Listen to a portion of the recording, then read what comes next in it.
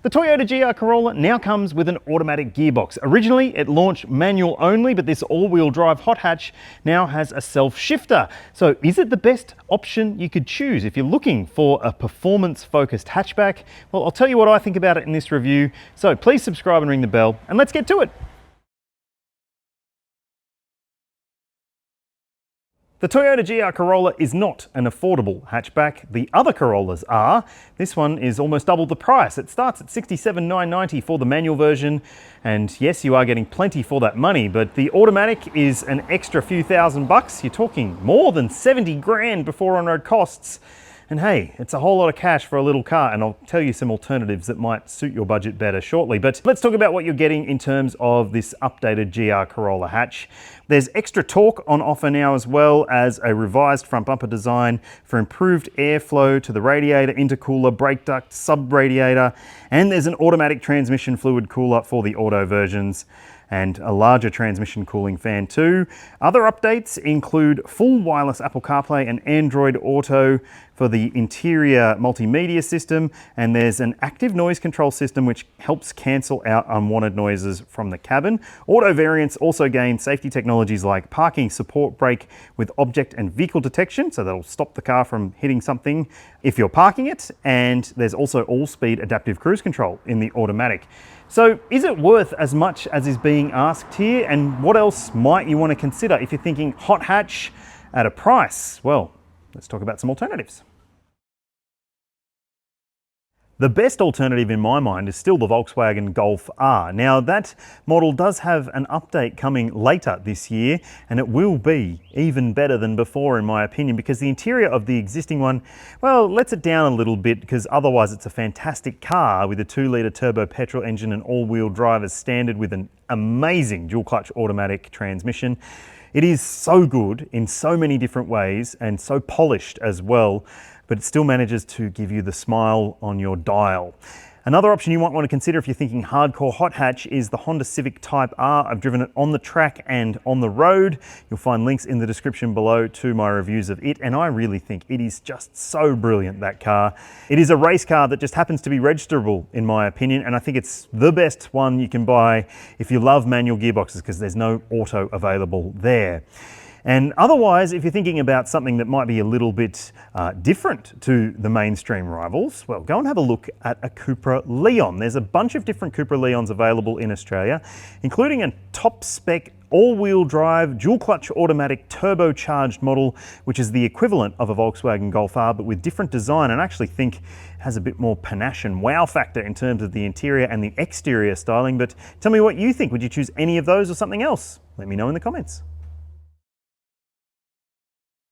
The front-end design of the GR Corolla has seen some significant changes.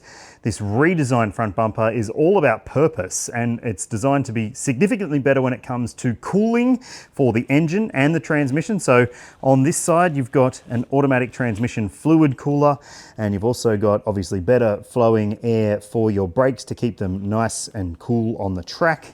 Now, let's have a look at this vehicle in profile, because it is still a very, very striking looking car with that wide body design. Now, I'll put some dimensions on your screen. It is much wider than a standard Corolla, and it's got a much wider track as well. Front and rear has been pumped out to give you more footprint on the road, and I think it looks pretty cool. And it's also got this flared rear end design. As you can see, there's a stick-on section on the back door to bring it out to house those rear wheels. But let's have a look in the boot and see how much space there is to play with. This has always been a concern for the Corolla hatchback, and it continues to be here. It's not a massive boot, and you don't get a spare either. You just get a tire repair kit, and your battery, your 12-volt battery, is underneath there to help with weight distribution too. So look, it's not going to be perfect for everyone's daily driving option in terms of the practicality factor. There are more practical hatchbacks out there, including some of those ones I mentioned earlier, but at least you do have some storage on the side there. You've got the cargo cover, no shopping bag hooks, but look, I think it's okay. If you're a single or you're in a couple and you don't go away for long distance road trips for weeks at a time, it should be okay. Okay people, this is your point of view perspective of the GR Corolla interior. And look, it doesn't have any significant changes in terms of this finish inside. It's still got a 12.3-inch digital instrument cluster for the driver, which is configurable. You can adjust those displays to suit your requirements. You can tailor some elements of it as well. It just takes a little bit of getting used to. You use the steering wheel controls to do so, and you've got logical steering wheel controls on this side as well. Blinkers are in the right spot, wipers are in the right spot, paddle shifters are where they should be, and your gear selector, well, it's a pretty conventional looking auto selector, but it does have sequential style shifting for manual mode if you're using that shifter, which is kind of interesting.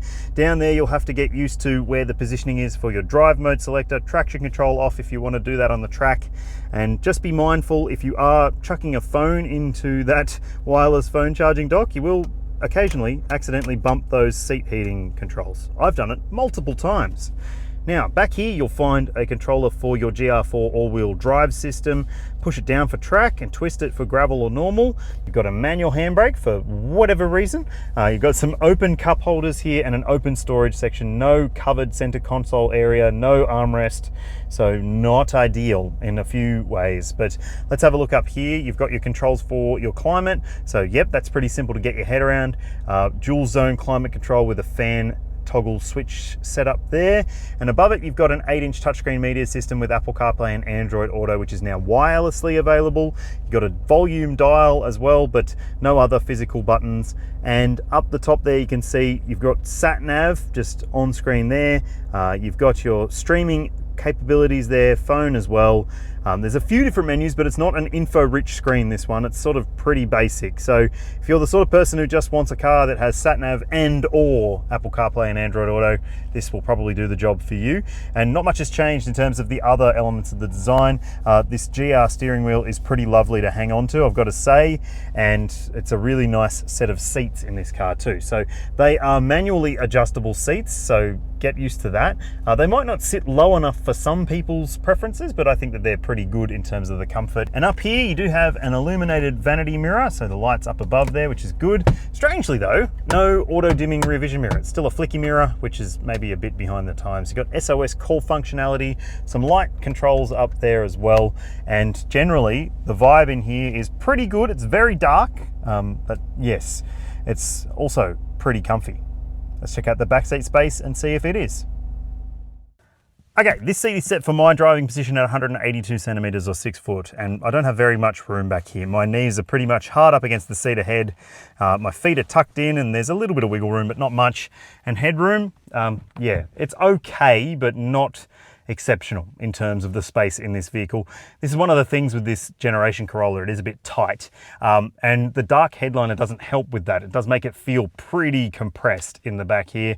And now let's have a look at some of the things that are, well, missing. You do get map pockets, which is good, but you don't get directional air vents in the back. There's a big transmission tunnel intrusion. Sorry, it's a bit dark. And you do get some charge ports there at least, but there's ISOFIX points in the window seats, 3 top tether points as well, and a flip down armrest with cup holders if that's what you need. Fitting 3 kid seats in here won't be possible, I wouldn't think, but you might be able to fit a rearward facing capsule and move that seat forward and it'll be okay, but it's certainly not going to be the perfect family hatchback. Under the bonnet of the Toyota GR Corolla is a 1.6 litre, 3-cylinder turbocharged petrol engine with enormous power and torque figures, 221 kilowatts, 400 Newton meters of torque, which is phenomenal. And as I said, it comes with a 6-speed manual transmission or the new 8-speed automatic gearbox. Now it's got a variable all-wheel drive system, so you can configure it how you want it to drive, and that can split the torque in different ratios front to rear depending on what you are up to. And it gets Torsen limited slip differentials front and rear as well. And if you're wondering about the performance of it, well, let's go for a drive and see what it's like. Righto, so what is this automatic version of the GR Corolla like to drive? Well, let's give it a little bootful and feel the thrust. Yeah, it really gets going, people. This 1.6 litre 3-cylinder turbo petrol engine, it is working hard, but this 8-speed automatic transmission helps it do the job really smoothly. It's quick to downshift, it's quick to upshift when it thinks it should as well, and the transmission logic, as far as I've seen over this test drive, is really, really promising. So it's got some intent to it. It feels very purposeful in the way that it changes gears, and if you want to take matters into your own hands, you can flick it to manual mode. You've got paddles as well, so you can easily upshift and downshift to your heart's content. And I think that it does offer a good level of reward, but still the convenience of being a standard torque converter automatic. So that means at lower speeds you don't have any of those idiosyncrasies that you might find with dual clutch automatics like in the Volkswagen and Hyundai products, but it is maybe not as snappy in terms of the overall engagement. The feel that you get as a driver isn't necessarily the same as you get in a Golf R or in an i30N. It's just different. And different isn't bad, but it is different. So you have to be mindful of that if you're considering this vehicle. Now, obviously, it is still an all-wheel drive vehicle, and there are multiple different modes that you can play with in terms of the drive modes, and also the way that the power is proportioned front and rear can be adjusted as well. So the all-wheel drive system has a level of adjustability. It's in normal right now, which is maybe more sedate. If you press that button, you can put it into track, and that will make it more rear biased, and you can feel that instantly in terms of the way that it pushes down and pushes away from a standstill or on the move. So it does have a really great character in terms of the way that you can adjust things to be how you would prefer it to be. So if I switch that off, I can put it back into normal or gravel, depending on what sort of surface you're on. And then you've got your drive modes as well. So in normal drive mode, it will also show a little eco tag there to basically tell you that it's trying to save a little bit of fuel. But then you've got sport mode, which is what I'm in right now.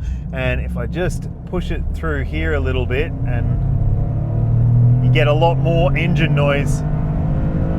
Wow, it likes to rev. My goodness, far out. That revs so long. The gearing is really impressive in sport mode.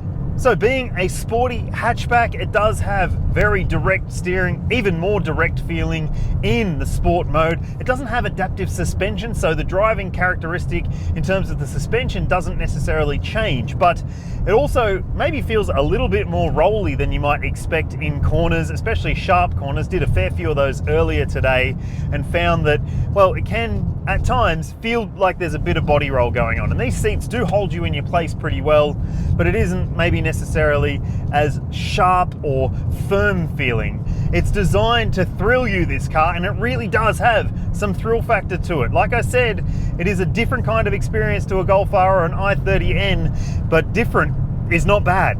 Different is good. Righto, here we go. Let's give it a little bit and see what we're dealing with here. So it holds gears nicely. It's probably what you would do if you were driving a manual through that corner. And you've got a nice amount of thrust from this engine. We'll push hard out of this corner.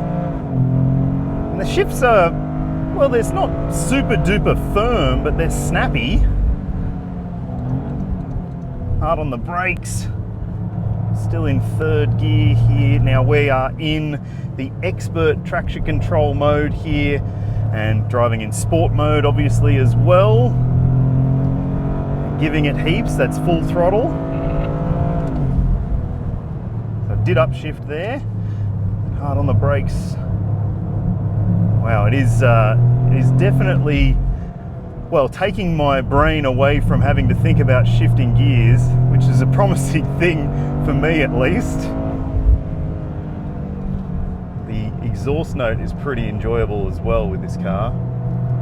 And with that all-wheel drive system, you do feel like you've got the pull out of the corners that you need as well. It really does get its way out of things pretty speedily. All right, let's go around here, give it a...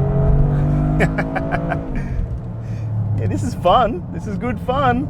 I mean, you can't not have fun in a car like this, on a track like this, I don't think. So whether I'm doing it technically perfectly is irrelevant, in my mind anyway. And look, it's probably not like mind-blowingly fast or anything like that, and the shifts aren't brutal like in some other dual clutch automatics that you could find in different cars, but I think it's pretty snappy and pretty enjoyable. There's no doubt about that. Full throttle here.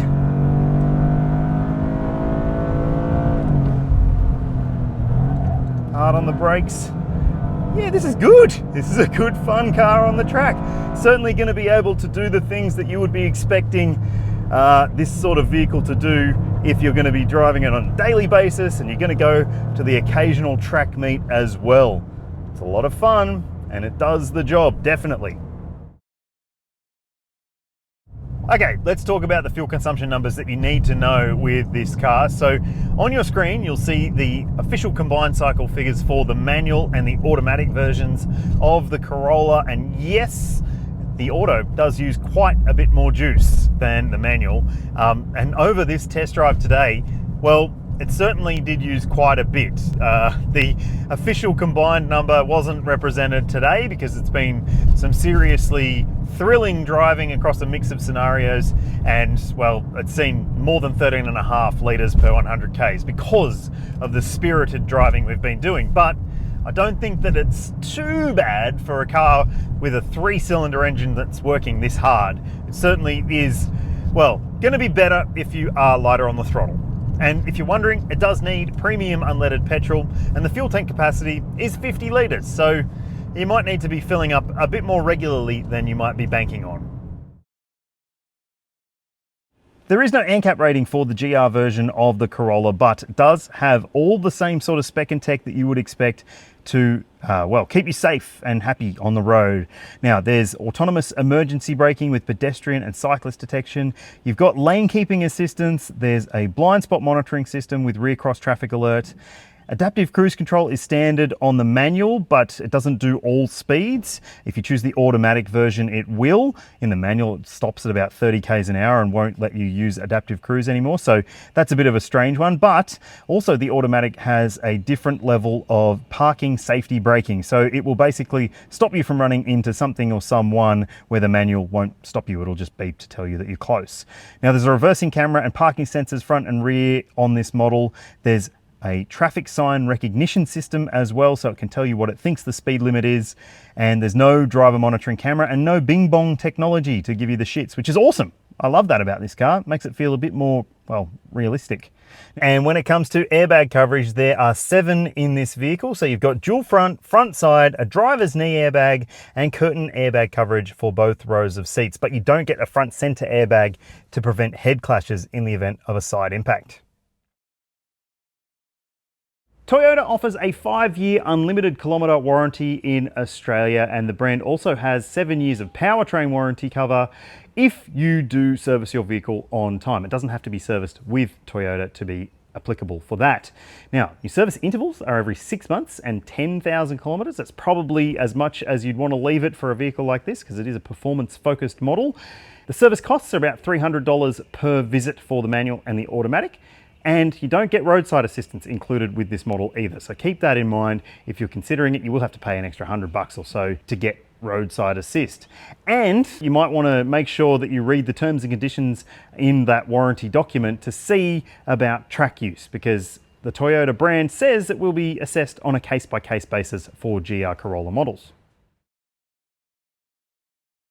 There you have it, the updated version of the Toyota GR Corolla. It sees some important changes, and the most important one is the addition of that 8-speed auto, which I think is fantastic in a lot of situations and will make this a more appealing and more livable option for plenty of people out there. But tell me what you think about it in the comments section below. Is an 8-speed auto the go for you, or would you choose a manual? I'd love to hear. And if you haven't, please subscribe and ring the bell. It helps a lot. Thanks for watching, and I'll see you when I see you.